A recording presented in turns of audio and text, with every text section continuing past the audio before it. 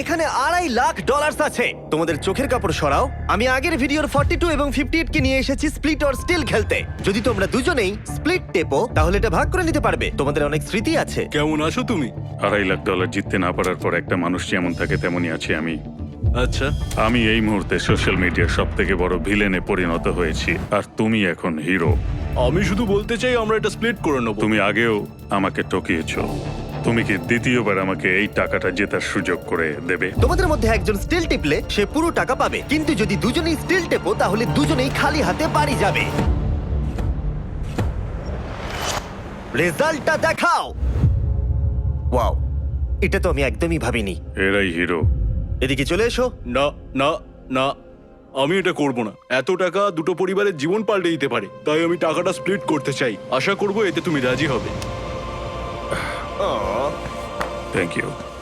এখানে $2.5